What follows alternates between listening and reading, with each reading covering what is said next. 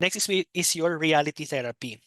Si reality therapy naman is ang focus natin dito is to meet the two basic emotional needs of a patient, which is the love and worthless worthiness pala, worthiness. So we want to make sure that that the patient is loving and being loved as well.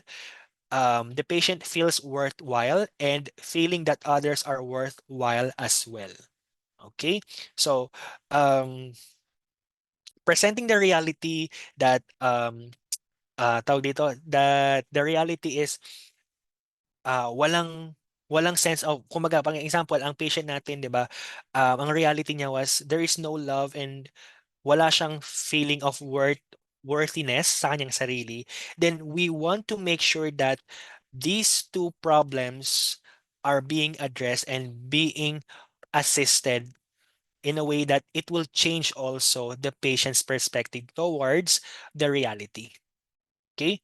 So, we want to make sure that nami-meet natin yung love and belongingness ng pasyente natin dito.